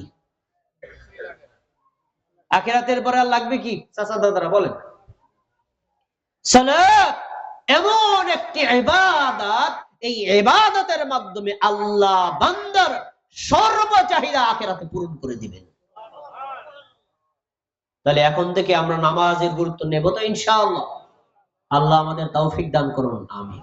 এতক্ষণ যে কথাগুলো বলেছি না, অনেকের মাথার উপর দিয়ে গেছে, কারণ তিনি তো এখানে এসে শোনেন নাই, চায়ের দোকানে বসে শুনছেন, ঘরে বসে শুনছেন, মাথার উপর দিয়ে গেছে। অনেকে হৃদয় থেকে অনুভব করতে পারেন নাই। যারা অনুভব করতে পারেন নাই তারাই নামাজের ঘাটতি করবেন, নামাজ আদায় করবেন না। যারা এই কথাগুলো শোনার পরেও বেনামাজি থাকবেন তাদের জন্য ভয়ঙ্কর আয়াত আর হাদিস। যদি কেউ বেনামাজি হয়, নামাজ আদায় না করে, মুসলমান পরিচয় দেয়, তাহলে তার হালাতটা কি? সূরাতুল কলামের 42 নম্বর আয়াতে আল্লাহ বলেন ইয়াউমা ইউকশাফু আন সাকিন ওয়া ইউদআউনা ইলাস সুজুদি ফালা ইস্তাতিউন। দুনিয়াতে যারা নামাজ আদায় করেছে আর নামাজ আদায় করে নাই, আল্লাহ তাআলা কিয়ামতের দিন তাদের একটা প্র্যাকটিক্যাল পরীক্ষা নেবেন। সবাই কথা বলেন, কি পরীক্ষা? প্র্যাকটিক্যাল পরীক্ষা। একেবারে সরাসরি আল্লাহর সামনে পরীক্ষা দাও, কে নামাজি ছিল প্রমাণ কর। পরীক্ষাটা হলো কিয়ামতের দিন আল্লাহ তাআলা তার পায়ের নলা প্রকাশ করবেন। সাফ আলেম ওলামারা আপনাদেরকে বলেন নিসফে সাফ পোশাক পরেন, যেন টাকনুর নিচে পোশাক না যায়, কারণ পুরুষের জন্য টাকনুর নিচে পোশাক পরা কি হারাম, জাহান্নামে যাওয়ার কারণ। সাক কোনটা? এই হাঁটু থেকে শুরু করে এই টাকনুর এই যে গিরা, এটাকে বলা হয় সাক, মানে পায়ের নলা। আর এই অর্ধ বরাবর পোশাক পরা হলো সুন্নাত, টাকনুর নিচে পরা কি হারাম। তো কিয়ামতের দিন আল্লাহ তাআলা তার পায়ের নলা খুলে দিবেন। সুবহানাল্লাহ বলেন। কে খুলে দিবেন? তার পায়ের নলা খুলে দিবেন। খোলার পরে বলবেন এই কিয়ামতের হাসরবাসী, কিয়ামতের মাঠে যারা দাঁড়িয়ে আছো, তোমরা সবাই আল্লাহর এই পায়ের নলাকে উদ্দেশ্য করে সাজদা দাও। দাও, সাজদা দাও। শুনে রাখেন, দুনিয়াতে যারা নামাজ পড়ে নাই তারাও সিজদা দেওয়ার চেষ্টা করবে, দুনিয়াতে যারা নামাজ পড়েছে তারাও সিজদা দেওয়ার চেষ্টা করবে, কিন্তু উভয় দল কি সিজদা দিতে সক্ষম হবে না। আজকে আপনার মাজাটা আপনি নিজের মতো করে বাঁকা করতে পারেন, রুকু করতে পারেন, সাজদা করতে পারেন, নিজের মতো করে বাঁকা করতে পারেন, কিয়ামতের দিন এই বডি আপনার কথায় চলবে, আল্লাহর কথায় চলবে। এই দুনিয়াতে যারা আল্লাহর সালাত কায়েম করে নাই, আল্লাহকে রুকু করে নাই, আল্লাহকে সাজদা দেয় নাই, যারা সালাতের ব্যাপারে অমনোযোগী ছিল, নামাজ কায়েমে দুর্বলতা প্রকাশ করেছে, নামাজ আদায় করে নাই, তারা শত চেষ্টা করেও তাদের মেরুদণ্ড বাঁকা করে আল্লাহ তাআলাকে সিজদা দিতে সক্ষম হবে না। লা ইস্তাতিউন, পারবে না, সিজদা দিতে পারবে না। তার মানে প্রমাণ, তুমি দুনিয়াতে নামাজি ছিল না। আর এই প্রমাণের দ্বারা এখন তুমি নিজেই বলো, তোমার মেরুদণ্ড বাঁকা করে আল্লাহকে সিজদা দিতে পারো না, মানে দুনিয়াতে আল্লাহকে সিজদা দাও নাই। তাহলে আজকের ফয়সালা কি জান্নাত না জাহান্নাম? জাহান্নাম। প্র্যাকটিক্যাল পরীক্ষা। তাহলে বোঝা যায় যে নামাজ আদায় না করলে কিয়ামতের দিন পরীক্ষাও মানুষ ফেল করবে। আরেকটা আয়াত নেন, সূরাতুল মুদ্দাসসির 40, 41, 42 নম্বর আয়াত করে দেখেন, আল্লাহ কি বলছেন, ফি জান্নাতি ইয়াতাসাআলুনা আনিল মুজরিমিন। কিয়ামতের দিন যারা জান্নাতে যাবে, জান্নাতি লোকেরা জাহান্নামীদের সাথে কথা বলবে জান্নাতে থেকেই। কেন কথা বলবে? জান্নাতে অনেক নিয়ামত, তখন তার আপনজনের কথা মনে পড়বে। পূর্ব কালিকাপুরবাসী, আমি তো আব্দুল্লাহ নামে একটা লোককে চিনতাম, দেখি তো তার খবর কি। জিজ্ঞেস করবে, তালাশ করে দেখবে আব্দুল্লাহ আছে জাহান্নামের আগুনের মধ্যে, নাউযুবিল্লাহ। জান্নাতে থেকে ওই লোকটা জিজ্ঞেস করবে, মা সালাকাকুম ফি সাকার, আব্দুল্লাহ তুমি তো আমার অন্তরঙ্গ বন্ধু, তোমাকে আমি খুবই ভালো জানতাম, জাহান্নামের আগুনের মধ্যে আসছো, কারণটা কি? তখন আব্দুল্লাহ নিজে আত্মস্বীকৃতি দিয়ে বলবে, মা লাম নাকু মিনাল মুসাল্লিনা ওয়া লাম নাকু নুতইমুল মিসকিন। আমার বন্ধু শোনো, তুমি জান্নাতে গেছো, আমি জাহান্নামে এসেছি। জাহান্নামে কেন এসেছি? আমি দুইটা অপরাধ করেছি। এক নম্বর, আমি মুসল্লি ছিলাম না। নামাজ যে পড়ে তাকে কি বলা হয়? এই কথা বলেন, কি বলা হয়? মুসল্লি। আর যে নামাজ পড়ে না তাকে তো বলা হয় বেনামাজি। কি বলে? বেনামাজি। সে বলবে আমি মুসল্লি ছিলাম না, মানে আমি নামাজ পড়িনি। এক নম্বর অপরাধ। দুই নম্বর, ওয়ালাম নাকু নুতইমুল মিসকিন, আমি মিসকিনদের খাদ্য দেইনি, মানে আমার সম্পদের উপর যাকাত ফরজ হয়েছিল, এই যাকাতের হক ছিল গরিব মিসকিনের, তার হক দেই নাই। যাকাত না আদায় করার কারণে আজকে আমি জাহান্নামের আগুনে আসছি। তাহলে কোরআনের আয়াত স্পষ্ট প্রমাণ, বেনামাজি যারা জাহান্নামে যাবে। বলেন, কথা বলেন, জাহান্নামে যাবে তারা, তাই না? যাকাত আদায় করে না যারা, জাহান্নামে যাবে। একেবারে স্পষ্ট আয়াত। হাদিস নেন, রাসূলুল্লাহ সাল্লাল্লাহু আলাইহি সাল্লাম একদিন সাহাবীদেরকে নামাজের গুরুত্ব নিয়ে আলোচনা করছিলেন, নামাজের আহমিয়াত নিয়ে, নামাজ ইসলামে কতটা গুরুত্বপূর্ণ এটা বোঝানোর জন্য এই বয়ান দিয়েছিলেন, বক্তব্য দিয়েছিলেন। এই বক্তব্যের শব্দগুলো ইমাম আহমদ বিন হাম্বল রাহিমাহুল্লাহ মুসনাদে আহমদে সংকলন করেছেন। সেখানে উল্লেখ করা, রাসূল সাল্লাল্লাহু আলাইহি ওয়াসাল্লাম বলছেন, মান হাফাযা আলাইহা কানাত লাহু নূরান ওয়া বুরহানান ওয়া নাজাতান ইয়াউমাল কিয়ামাহ। কোন আল্লাহর বান্দা, কোন আল্লাহর বান্দি, কোন মুমিন নারী পুরুষ যদি দুনিয়াতে নামাজের হেফাজত করে, নামাজে হেফাজত করলে এক নম্বর হলো এই নামাজ কিয়ামতের দিন তার জন্য নূর হয়ে আগমন করবে। নূর মানে আলো। কিয়ামতের দিন অন্ধকার, সেখানে আলো হবে কি? লাইটের নাম কি? সালাত, নামাজ। এক নম্বর। দুই নম্বর, অবুরহানান, কিয়ামতের দিন নামাজ হলো তার জন্য প্রমাণ। নামাজটা কি? প্রমাণ। আমি এখানে এসেছি, আপনারা যদি বলেন বক্তা সাহেব আপনি কি পাশ করেছেন, কাল আমি দাওরা পাশ করেছি, কামেল পাশ করেছি, দলিল দেখান। আমি যদি সনদ দেখাতে পারি তাহলে ঠিক আছে, দেখাতে না পারি তাহলে সঠিক না, এটা প্রমাণ ঠিক। কিয়ামতের দিন আপনি মুমিন, আপনি মুসলিম, তা প্রমাণ দেন। প্রমাণ কি? নামাজ আদায় করলে প্রমাণ, নামাজ আদায় না করলে আপনার পক্ষ থেকে কোনো প্রমাণ থাকবে না। এটা প্রমাণ দেখাই, আপনি এক কাপ চাক্ষুষ দেখাই। যারা নামাজ আদায় করে তারা আল্লাহকে সিজদা দেয়, সিজদা দেওয়ার কারণে কপালে একটা দাগ হয় নাকি হয় না? আমাদের সমাজে অনেকে ভাইরা এটা নিন্দা মনে করে, হ্যাঁ হুজুরের কপালে এত দাগ, এত দাগ থাকলে কিন্তু অনেকে সমালোচনা করে। কিন্তু কপালে সাজদার দাগ পড়া এটা কি সুলক্ষণ না কুলক্ষণ? নিশ্চিত সুলক্ষণ, কোন সন্দেহ নেই। সহিহ বুখারী হাদিস, রাসূল সাল্লাল্লাহু আলাইহি ওয়াসাল্লাম বলেছেন কিয়ামতের দিন আল্লাহ রাব্বুল আলামিন জাহান্নামের আগুনের জন্য বান্দার শরীরের প্রত্যেকটা অঙ্গ পোড়ানোর পারমিশন দিবেন, কিন্তু ইল্লা আথারাস সুজুদ, সিজদার চিহ্নকে আল্লাহ পোড়ানোর জন্য কোনো অনুমতি দিবেন না।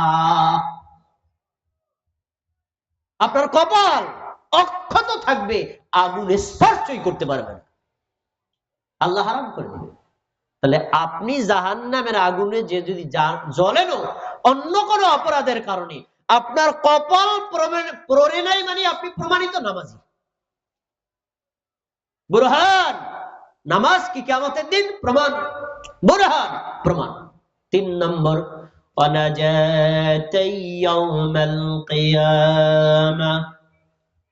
যদি কোনো ব্যক্তি নামাজের হেফাজত করে কিয়ামতের দিন ওই বান্দা বান্দি জাহান্নামের আগুন থেকে মুক্তি পেয়ে যাবে। তার নামাজের হেফাজত করলে 3টা জিনিস পাওয়া গেল। 1, আখিরাতে নূর পাওয়া যাবে। 2 নম্বর, আখিরাতে প্রমাণ হবে। 3 নম্বর, আখিরাতে জাহান্নামের আগুন থেকে রক্ষা পাবে।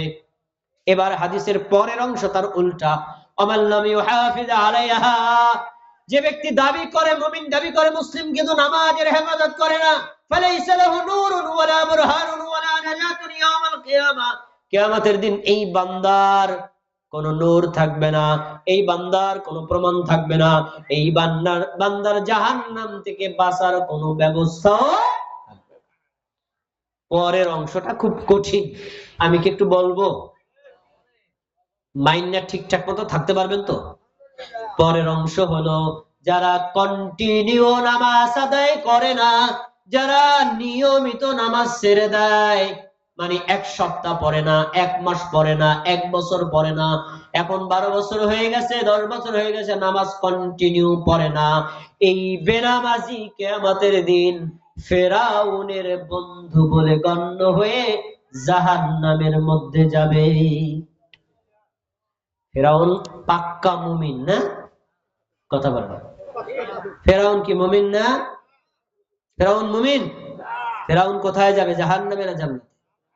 রাসূল সাল্লাল্লাহু আলাইহি ওয়াসাল্লাম বলেন, ওয়া কানা ইয়াউমাল কিয়ামাতি মা'a কারুন ওয়া ফিরআউন ওয়া হামান ওয়া উবাই ইবনে খালফ, যে ব্যক্তি নামাজ আদায় করে না, বেনামাজি নামাজ আদায় করেই না, এই ব্যক্তির হাসর হবে, কিয়ামত হবে, এই ব্যক্তির জাহান্নাম হবে। কার সাথে? 1 নম্বর ফেরাউনের সাথে, 2 নম্বর হামানের সাথে, 3 নম্বর কারুনের সাথে, 4 নম্বর উবাই ইবনে খালফের সাথে। মানে পৃথিবীর বিখ্যাত বড় বড় টাটকা নিশ্চিত জাহান্নামী কাফেরদের ব্যাপারে বলা হয়েছে, এদের সাথে বেনামাজি থাকবে। তাহলে এই ওই লোকদের সাথে যারা থাকবে তারা কি জান্নাতে যাবে না জাহান্নামে যাবে? আপনারা ফেরাউনের বন্ধু হতে চান কারা? হামানের বন্ধু হতে চান কারা? যদি না চান তাহলে নামাজ ছেড়ে দেওয়ার যে কুঅভ্যাস, অবশ্যই এটা পরিত্যাগ করে এখন থেকে নামাজ ঠিক মতো আদায় করা লাগবে। আদায় করবেন তো ইনশাআল্লাহ? আমরা এতক্ষণ পর্যন্ত প্রথম পার্ট আলোচনা করেছি জ্ঞান অর্জনের গুরুত্ব নিয়ে, দ্বিতীয় পার্ট আলোচনা করেছি নামাজ আদায় করার ফজিলত নিয়ে, তৃতীয় পার্ট আলোচনা করেছি নামাজ না আদায় করার তার শাস্তি নিয়ে। এই হাদিসগুলো, আয়াতগুলোর আলোকে আমরা একটা সিদ্ধান্ত কি নিতে পারি, এখন থেকে নামাজ ঠিক মতো আদায় করবো তো ইনশাআল্লাহ? করবো? এটা হাত তুলে দেখান তো, হাত তুলে, লিল্লাহি তাকবীর। লিল্লাহি তাকবীর। বলেন, হে আল্লাহ, আপনি আমাদেরকে এখন থেকে 5 ওয়াক্ত নামাজ আদায় করার তৌফিক দেন, আমিন। নিয়ত কি মন থেকে করছেন না ঠোঁট থেকে? মন থেকে করছেন না ইনশাআল্লাহ? এতক্ষণ আমরা কোরআনের আলোকে, হাদিসের আলোকে যে নামাজের গুরুত্ব নিয়ে আলোচনা করছি, আপনারা মন থেকে বিশ্বাস করে শুনলে এখন থেকে নামাজ আর ছেড়ে দেওয়ার কথা না। এবার একটা কঠিন কথা বলি, নামাজ যদি না আদায় করে তাহলে সে ব্যক্তি মুসলমান থাকে না, মুসলমান থাকে না। এখন বলেন, তাহলে তো আমি গতকালেই তো ফজর নামাজ পড়তে পারিনি, তাহলে আমি কি কাফের হয়ে গেছি? না, বিষয়টা হলো নামাজ ছুটে যাওয়া আর নামাজ ইচ্ছা করে ছেড়ে দেওয়া এক না আলাদা। আপনি রাত 12টার সময় ঘুমাইছেন, ফজরের নামাজের আজানে টের পান নেই, কেউ আপনার ডাকেও নাই, সকাল 7টার সময় ঘুম ভাঙা ভরে দিই, এই সূর্য উঠে গেছে, আয় হায় আমি ফজর নামাজ পড়িনি, আপনি কি কাফের হয়ে যাবেন? না, কারণ আপনি অনিচ্ছায় ছুটে গেছে আপনার পক্ষ থেকে, আপনি ইচ্ছা করে ছাড়েননি। কিন্তু যাই লোক ইচ্ছা করে, তার কোনো ওজর নাই, কোনো আপত্তি নাই, কোনো সমস্যা নাই, ইচ্ছা করে নিয়মিত পড়বে না, সে লোকটার মুসলমানদের কাতারে থাকতে পারবে না। নাম আব্দুল্লাহ, বাবাও আব্দুর রহমান, বংশগত সবাই মুসলমান, কিন্তু নামাজ নিয়মিত যদি ছেড়ে দেয় তাহলে সে আর মুসলমান থাকতে পারে না। হাদিস রাসূল সাল্লাল্লাহু আলাইহি ওয়াসাল্লাম বলেছেন, ইন্না বাইনার রাজুলি ওয়া বাইনা শিরকি ওয়াল কুফরি তারকাস সালাত, নিশ্চয়ই ঈমানদার ব্যক্তি বেঈমানের মধ্যে পার্থক্য হলো নামাজ, কাফের আর মুমিনের মধ্যে পার্থক্য হলো নামাজ, আস্তিক আর নাস্তিকের মধ্যে পার্থক্য হলো নামাজ। নামাজ পড়লে মুমিন, নামাজ পড়লে মুসলিম, নামাজ পড়লে সে ব্যক্তি ঈমানদার, নামাজ আদায় না করলে হয় কাফের, না হয় মুশরিক, না হয় মুনাফিক, না হয় নাস্তিক, একটার মধ্যে একটা আছেই সে। এজন্য সাহাবায়ে কেরামের এক ঐক্যবদ্ধ ফতোয়া আছে, সুনানে তিরমিজিতে বর্ণিত, রাসূল সাল্লাল্লাহু আলাইহি সাল্লামের একজন তাবিঈ, মানে তিনি বলেছেন, কানা আসহাবু মুহাম্মাদিন সাল্লাল্লাহু আলাইহি ওয়াসাল্লাম লা ইয়ারাউনা শাইআন মিন আ'মালিহি তারকুহু কুফরুন গায়রা সালাত। সকল সাহাবীর ঐক্যমত ফতোয়া হলো, কেউ যদি যাকাত আদায় না করত মুসলমান, হজ আদায় না করত মুসলমান, পর্দা করে না মুসলমান, অপরাধ হচ্ছে কিন্তু মুসলমান আছে, মুসলমান, রমজানের রোজা রাখে না মুসলমান, কিন্তু নামাজ না পড়লে তারা তাকে মুসলমান মনে করতেন না। প্রশ্ন হলো কেন? যাকাত আদায় করেন তারপর মুসলমান থাকে কেন? কারণ হলো, ভাই যাকাত কি 24 ঘন্টা ফরজ? বছরে একবার ফরজ, তো এই বছরে দিতে পারে না, আগামী বছর দিবে। খেয়াল করে শোনেন, সারা জীবনে একবার হজ করা ফরজ, তো এই বছর হজ ফরজ হয়েছে, কিন্তু তার একটা সমস্যার কারণে যেতে পারে না, আগামী বছর যাবে। তারপরে রমজানের রোজা, এই বছরের রোজা রাখা তার ফরজ ছিল, কিন্তু একটা ওজরের কারণে রাখে নাই, আগামী বছরে রাখবে, মানে একটা সুযোগ তার আছে। কিন্তু ফজরের নামাজ পড়ে নাই, জোহরের নামাজ পড়ে নাই, কোনো ওজরও নাই, এর কি ওজর আছে বলেন? এর কি আপত্তি আছে? কারণ 5 ওয়াক্ত নামাজ হলো দৈনিক মুসলমান প্রমাণ দেওয়ার মাধ্যম। তো আপনি যদি নামাজ আদায় না করেন, এরপরেও যদি বলেন আমি এখনো পাকা মুসলমান আছি, তাহলে বোঝা যাবে আপনি ইসলামও বোঝে নাই, ঈমানও বোঝেন নাই। আমরা কি মুসলমান থাকতে চাই নাকি কাফের মুনাফিক মুসলিম হতে চাই? কোনটা? পাক্কা মুমিন মুসলমান হতে চাই না? তাহলে এখন থেকে আমরা নামাজের হেফাজত করব, বলেন ইনশাআল্লাহ। এবার আপনাদের জন্য আমার বক্তব্যের বিষয় হবে, নামাজ যে আদায় করেন, আমার বিষয় দেওয়া হয়েছিল ইসলামের দৃষ্টিতে জ্ঞান অর্জনের গুরুত্ব, তো নামাজের জ্ঞান অর্জন করা লাগবে নাকি লাগবে না? নামাজ জানা লাগবে না? নামাজের নিয়ম কানুন বোঝা লাগবে না? নামাজের পদ্ধতি জানা লাগবে না? যদি আপনি নিয়ম কানুনের পদ্ধতি না জানেন, নামাজ আদায় করতে পারবেন না। নামাজ আদায় করার আগে নামাজের জ্ঞান অর্জন করা ফরজ, নামাজ পড়ার আগে নামাজ সম্পর্কে জানা ফরজ। আমি না জেনে নামাজ আদায় করতে পারবেন না। শুধুমাত্র একজন ব্যক্তির জন্য একটা সুযোগ আছে, ধরেন এক ব্যক্তির বয়স 70 বছর বা 60 বছর, তখন সে যদি কালিমা শাহাদাত পড়ে মুসলমান হয়, সূরা কিরাত কিচ্ছু জানে না, তার জন্য অফার হলো, ঠিক আছে তুমি মসজিদে যাও, তাই ইমাম সাহেবের পিছনে আল্লাহু আকবার, সুবহানাল্লাহ, আলহামদুলিল্লাহ, আল্লাহু আকবার এগুলো করবা, ওইগুলো করে তোমার নামাজ হবে, তোমার সূরা কিরাত কিচ্ছু পড়া লাগবে না, কারণ তুমি কেমন মুসলমান হয়েছো। কিন্তু যারা পুরাতন মুসলিম, আগে থেকেই মুসলিম, তার জন্য এই সুযোগ নাই। আপনি যে সুবহানাল্লাহ, আলহামদুলিল্লাহ, আল্লাহু আকবার নামাজের মধ্যে বললে হবে না, আপনাকে অবশ্যই নামাজের নিয়ম কানুন জেনে যেখানে যেটা বলা দরকার সেখানে সেটা পড়তে হবে, তবেই আপনি একজন মুমিন মুসলিম হিসেবে আল্লাহকে প্রমাণ দিতে পারবেন। আসুন আমরা একটু নামাজের পদ্ধতি নিয়ে আলোচনা করি। নামাজের কিভাবে আপনি আদায় করবেন। ভাইরা আমার, নামাজ আদায় করার আগে একটা প্রশ্নের উত্তর সব মুমিনের জানা দরকার। নামাজ যে আদায় করব, নামাজ যে পড়ব, কার নিয়ম অনুযায়ী পড়ব, কার তরিকা অনুযায়ী পড়ব, কার পদ্ধতিতে করব, এইটাও জানা আপনার জন্য ফরজ। আমি কয়েকজন ব্যক্তির নাম বলি, তা দেখেন যে আপনাদের ঠিক আছে কিনা। নামাজ পড়ব হুজুরের নিয়ম অনুযায়ী, ঠিক আছে। নামাজ পড়ব মসজিদের ইমাম সাহেবের নিয়ম অনুযায়ী, ঠিক আছে। নামাজ পড়ব পীর সাহেবের নিয়ম অনুযায়ী, ঠিক আছে। নামাজ পড়ব বাংলাদেশের নিয়ম অনুযায়ী, ঠিক আছে। নামাজ পড়ব সৌদি আরবের নিয়ম অনুযায়ী, ঠিক আছে। নামাজ পড়ব এমনি হুজুররা যেভাবে পড়ে সেভাবে, এরকম, ঠিক আছে। নামাজ পড়ব এলাকার 10 জন যেমনি পড়ে এমনি, ঠিক আছে। ভুল। সঠিক উত্তর কি? নামাজ আদায় করতে হবে নবী মুহাম্মদ সাল্লাল্লাহু আলাইহি ওয়াসাল্লাম যেভাবে পড়েছেন ওইভাবে। কোন একচুল বাড়াতেও পারবেন না, কমাতে পারবেন, এক কথায় তিনি যা করেছেন তাই কপি করে তারপরে পড়তে হবে, কোনো ডিস্টেন্স করা যাবে না। আপনি যদি তার নিয়মের বাইরে গিয়ে যত চমৎকার পদ্ধতিতে নামাজ আদায় করেন, শুধু নামাজ নয়, হজ, যাকাত, দান, সাদাকা, কুরবানি, ফরজ, নফল আমল যা করেন, কোনটাই আল্লাহর দরবারে রিসিভ হবে না যদি আপনি নবীর তরিকার বাইরে করেন। এজন্য আমাদের জানতে হবে আমাদের নবী মুহাম্মদ সাল্লাল্লাহু আলাইহি ওয়াসাল্লাম কিভাবে নামাজ শিক্ষা দিতেন। আমাদের এটা জানা দরকার আছে না নাই?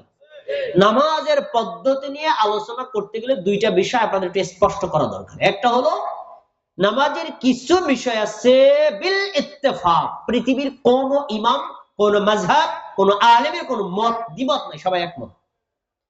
আর কিছু বিষয় আছে ইখতিলাফি মাসাইল, কে বলছেন এটা করা যাবে, কে বলছেন এটা করা যাবে না। তো এখন যদি ইখতিলাফি বিষয় নিয়ে কথা বলা হয়, তখন কারো গায়ে লাগবে, কারো পক্ষে যাবে, এইগুলো বলার দরকার নেই। কিন্তু যেইটা সবাই একমত, এই বিষয়ে যদি আমাদের ঘাটতি থাকে, তাহলে এই ঘাটতি নিয়ে নামাজ আদায় করলে নামাজের নেকিও পাওয়া যাবে না, আর পরকালে নামাজের মাধ্যমে জান্নাতও পাওয়া।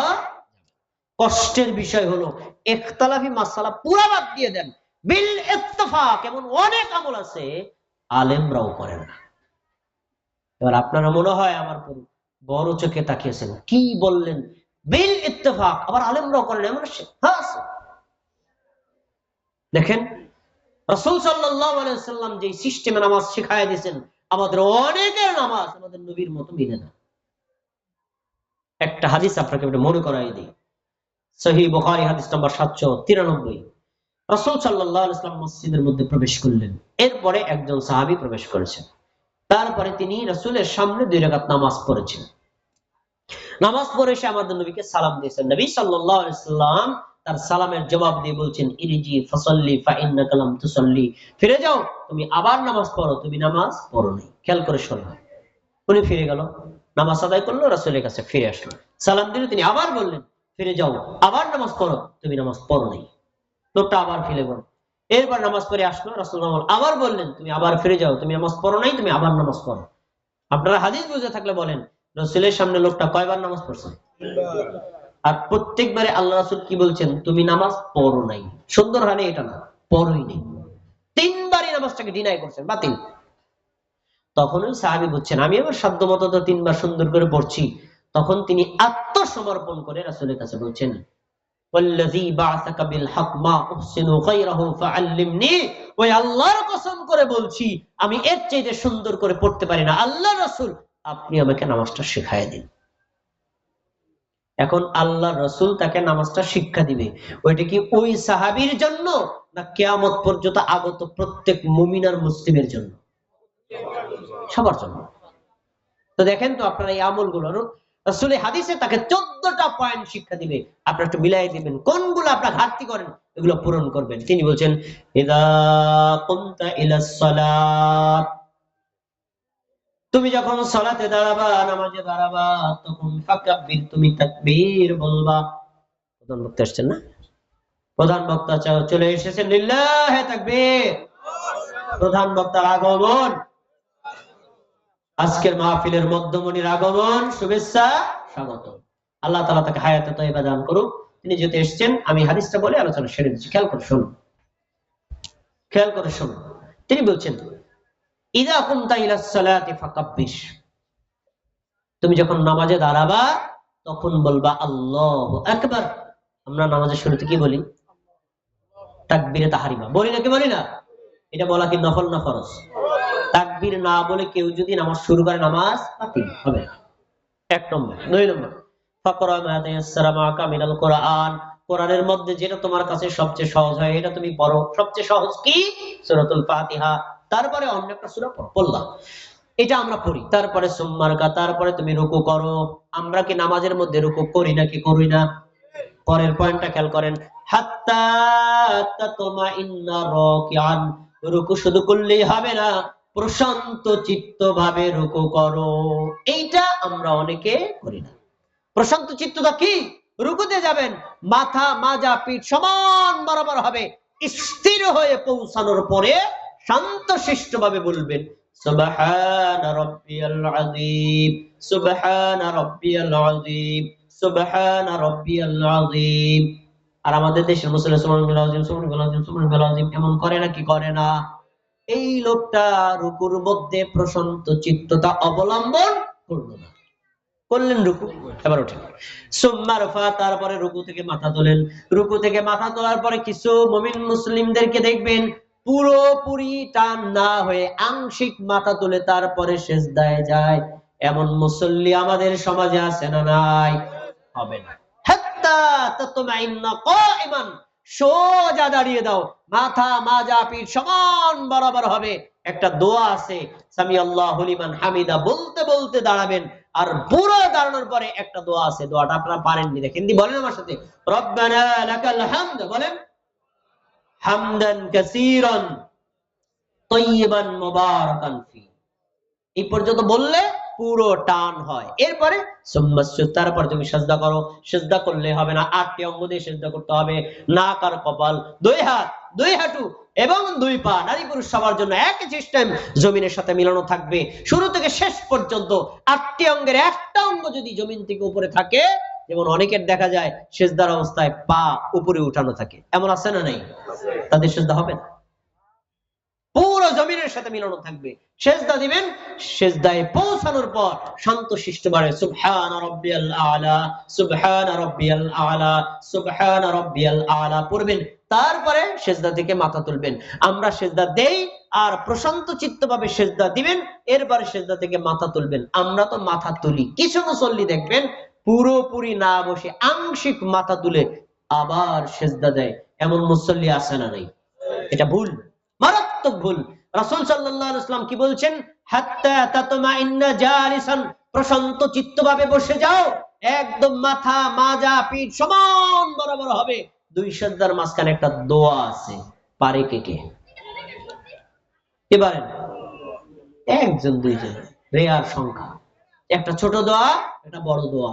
এটা ফরজ নামাজের জন্য, নফল নামাজের জন্য, সব নামাজে এটা পড়া উচিত, কিন্তু আমরা পড়ি না, যার ফলে মুসল্লিরাও পড়ে না। আমরা কাউকে শিখাইও না, শিখেও না। ছোটটা হলো রব্বিগফিরলি, রব্বিগফিরলি, আর বড়টা হলো আল্লাহুম্মা গফিরলি ওয়ারহামনি ওয়াজবুরনি ওয়াহদিনি ওয়ারযুকনি ওয়াআফিনি ওয়ারফানি। আল্লাহ আপনি আমাকে ক্ষমা করেন, আপনি আমাকে দয়া করেন, আপনি আমাকে হেদায়েত দান করেন, আপনি আমাকে রিজক দান করেন, আপনি আমাকে সক্ষমতা দান করেন। এই যে দোয়া দুই সিজদার মাঝখানে করতে হয়, দুই সিজদার মাঝখানে দোয়া করে তারপরে দ্বিতীয় সিজদায় যাবেন।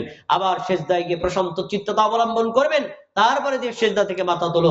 14টা পয়েন্ট আল্লাহর রাসূল ওই সাহাবীকে শিক্ষা দিয়ে বলছেন, সুম্মাফআল ফি সালাতিকা কুল্লিহা, প্রথম রাকাত যেইভাবে আদায় করলা না, বাকি রাকাতগুলো এভাবেই আদায় করো। বলেন সুবহানাল্লাহ। তাহলে নামাজের মধ্যে শান্তশিষ্টতা অবলম্বন করতে হবে, তাড়াহুড়া করা যাবে না। রুকু সাজদাগুলো পরিপূর্ণভাবে আদায় করতে হবে। যদি আপনি এভাবে আদায় না করেন, আপনার নামাজ দিয়ে পরকালে আপনি জাহান্নাম থেকে মুক্তি পাবেন না, বরং পাল্টা একটা টাইটেল নিয়ে মসজিদ থেকে বের হওয়া লাগবে। সে টাইটেলটা হলো সবচেয়ে নিকৃষ্ট চোর। সূরা বাইহাকির হাদিস, রাসূল সাল্লাল্লাহু আলাইহি ওয়াসাল্লাম বলছেন আসওয়াউন নাস সারিকাতান আল্লাযী ইয়াসরিকু সালাতা, সবচেয়ে নিকৃষ্ট চোর হলো ওই চোর যে চোর তার নামাজের মধ্যে চুরি করে। সাহাবীরা বলছে আল্লাহ রাসূল নামাজে দাঁড়ায় দোয়া করে, সূরা কেরাত পড়ে, আবার চুরি করে কিভাবে? তিনি বলছেন চুরি করে কিভাবে শোনো, লাম ইউতিম্মু রুকুআহা ওয়ালা সুজুদাহা, যে নারী যে পুরুষ নামাজের মধ্যে রুকু সাজদা পূর্ণভাবে আদায় করে না, সে চোর তো চোর, গরু চোরের চাইতেও খারাপ চোর। আল্লাহ তাবারাকা ওয়া তাআলা আমাদের এখন থেকে রাসূল সাল্লাল্লাহু আলাইহি ওয়াসাল্লাম সাহাবীদেরকে যে পদ্ধতিতে নামাজ শিক্ষা দিয়েছেন, আমাদেরকে ওই পদ্ধতিতে বিশুদ্ধভাবে, শান্তশিষ্টভাবে, ধীর স্থিরভাবে আরকানের সাথে রুকু সাজদা পরিপূর্ণভাবে আদায় করার তৌফিক দান করুন, আমিন। আসসালামু আলাইকুম ওয়া রাহমাতুল্লাহি ওয়া বারাকাতুহু। জি।